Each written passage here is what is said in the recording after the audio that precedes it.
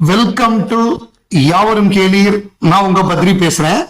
ஒரு stand up comedy அது வந்து ஷேர் பண்ணியிருந்தாங்க. அதெல்லாம் நமக்கு தெரிஞ்சதுதான். நம்ம அது மீமாவும் போஸ்டாவும் பார்த்திருப்போம். அதாவது கமலஹாசன் தன்னை வந்து கமலஹாசன் இல்லாமல் வேற ஒருவராக மாற்றிக்கொள்ள 4 hours மேக்கப் போடுறாரு.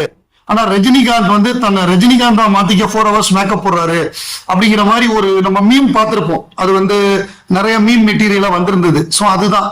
ஏன்னா இப்ப கமலஹாசன் வந்து ஒரு இந்தியன் கெட்டப்போ, ஒரு குருதி புனல் கிளைமேக்ஸ்ல கெட்டப்போ, இல்ல வேற எந்த படமா இருந்தாலும் நீங்க எடுத்துக்கலாம். நாயகனா இருக்கட்டும், அது வந்து என்ன சொல்றது, வேற அவர் கெட்டப்புக்கு அப்படின்னு பெயர் பெற்ற படங்கள். ஒரு படத்திலேயே 10 கெட்டப் போட்ட தசாவதாரமா இருக்கட்டும், ஒரே கெட்டப் எல்லாம் மீசி எடுத்துட்டு மைக்கேல் மதன காமராஜனை மாறினதா இருக்கட்டும், இது எல்லாமே அந்த ப்ராஸ்டட்டிக் மேக்கப்னா 4 hours ஆகும்.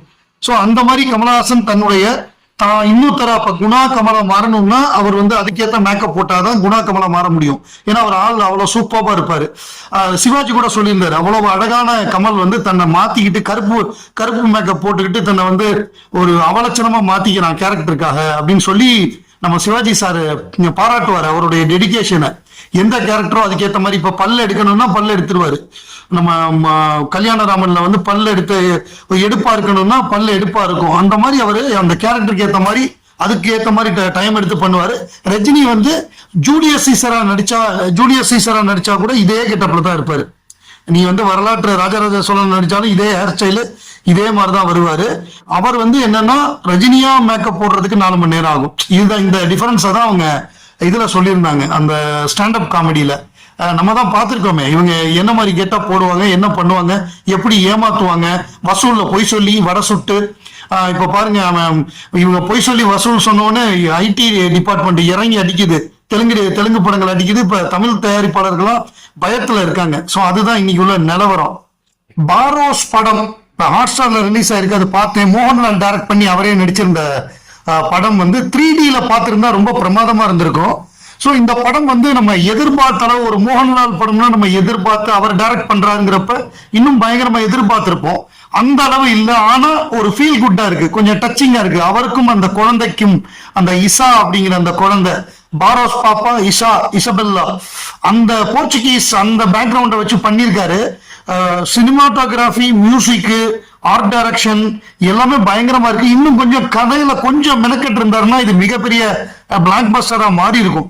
ஏதோ ஒரு விதத்துல வந்து நம்ம மோகன்லால் அப்படின்னா நம்ம ரொம்ப இன்டென்ஸான ஒரு கதையை எதிர்பார்ப்போம். ஏன்னா அவர் வந்து ஒரு கம்ப்ளீட் ஆக்டர்.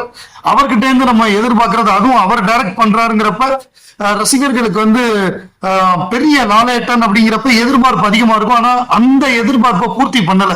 அதனாலதான் அந்த படம் பெரிய அளவு வசூல் பண்ணல.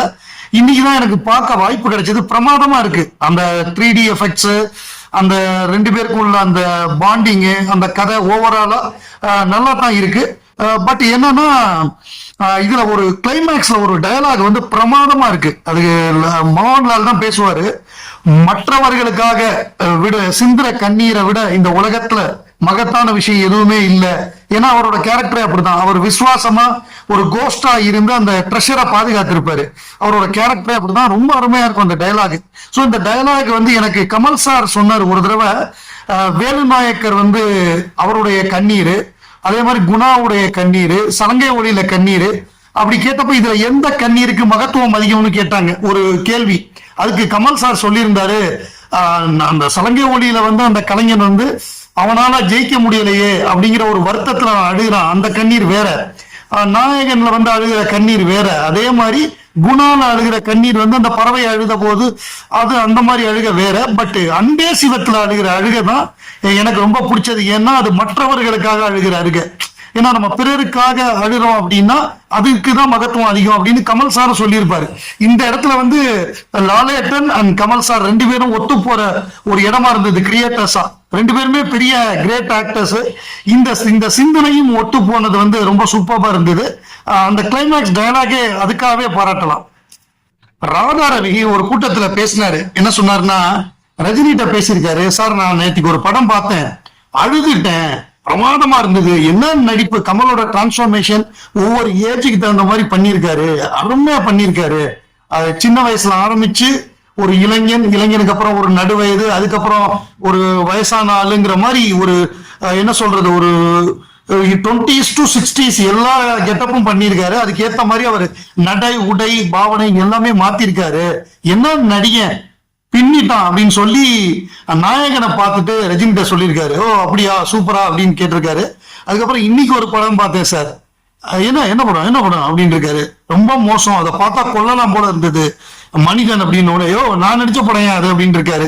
ஆமா சார், அதுல ஏதோ குண்டெல்லாம் தொங்குது சட்டையில, ரொம்ப கேவலமா இருந்தது சார் அப்படின்னு. ஏதோ இவங்க வந்து ஹாலிவுட் படத்தை பார்த்து அதை அப்படியே இது பண்ணதுதான். ஏன்னா இவங்க சொல்றது எல்லாமே இந்த ஏவிஎம், எஸ்பி முத்துராம இவங்க எல்லாம் என்னன்னா ரஜினிக்கு வந்து தெலுங்கு படம், ஹிந்தி படம், கன்னட படம், ஹாலிவுட்ல உள்ள ஐடியாஸ் இதெல்லாம் காப்பி அடிச்சு எடுக்கிறதுக்குன்னே இருந்த ஆள்கள். அந்த மாதிரியான ஆள்கள் அப்படிதான்.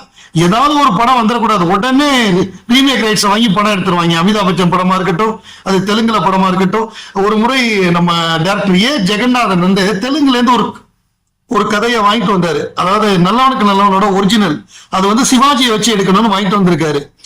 வாங்கிட்டு வந்து ஏவிஎம் ஸ்டுடியோக்கு வந்திருக்காரு. அதெல்லாம் சிவாஜி வச்சுலாம் எடுக்க வேண்டாம், ரஜினி வச்சு எடுப்போம்னு சொல்லி ஏவிஎம் அவர்கிட்ட இருந்து பிடுங்கி அவங்க பண்ணிட்டாங்க. அதுல பாத்தீங்கன்னா ரஜினிக்கு இன்னும் கொஞ்சம் வேல்யூ ஏத்தணும்னு சொல்லி அப்ப கதாநாயகனா நடிச்ச கார்த்திகை வந்து வில்லனா நடிக்க வச்சு அவர் நடிக்க மாட்டேன்னு சொல்லி இதுக்காக உங்களுக்கு வந்து 2 படம் தரேன்னு சொல்லி, அதாவது ரஜினி எல்லாம் பேக்ரவுண்டே இல்லாம வந்தவர்னு சொல்லுவாங்க. அது உண்மை கிடையாது. ரஜினிக்கு வந்து ஏவிஎம் வந்து மிகப்பெரிய அளவுல ஒரு கிட்டத்தட்ட என்ன சொல்றது ஒரு அடியாள் மாதிரி, அந்த மாதிரி ஒரு வேலை பார்த்து, அடியாள்னா லிட்ரலா அடியாள் கிடையாது, அவருக்காக என்ன வேணாலும் பண்ணலாம், ஹிட்மேன் மாதிரி பண்ணி கொடுத்துருக்காங்க.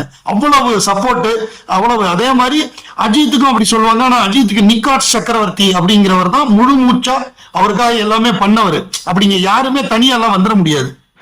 அஜித்தோட படம் விடாமுயற்சி நீண்ட தாமதத்துக்கு பிறகு பிப்ரவரி 6 வெளியாக போகுது. அது குறித்து அந்த படத்துடைய இயக்குனர் மகிழ் திருமேனி வந்து என்ன சொல்லியிருந்தாருன்னா, இது வந்து என்னுடைய கதை கிடையாது, அஜித் சார் சொன்னாரு நான் பண்ணேன், இது வந்து ஒரு ஆங்கில படத்தை ரீமேக் பண்ணி கொடுத்துருக்கோம், இது வந்து என்னுடைய விருப்பம் இல்ல, நீங்க வந்து இத சாதாரணமா பயங்கர ஆக்ஷனோட இருக்குங்கிற அஜித் படம் மாதிரி எதிர்பார்த்து வந்துடாதீங்க, இது வந்து அப்படி இருக்காது, அஜித் சார் தான் இப்படி கேட்டாரு, ஆனா நான் அதை வந்து ரொம்ப ஸ்டைலிஷா எடுத்து கொடுத்துருக்கேன் அப்படின்னு சொன்னாரு. ஏன் இப்படி சொன்னீங்க அப்படின்னு கூதத்துல ஒரு கேள்வி கேட்டிருக்காங்க. அது என்னன்னா, இது வந்து ஒரு தற்காப்போட தான் சொன்னேன்.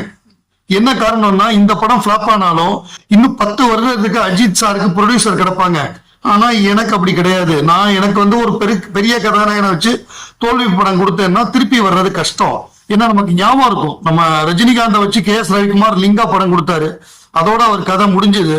அதே மாதிரி நம்ம லிங்கா, நம்ம அவர் பேர் என்ன, AR முருகதாஸ் தர்பார் கொடுத்தாரு. இந்த மாதிரி பல டைரக்டர்ஸோட கதையை முடிச்சு விட்டார் ரஜினிகாந்த்.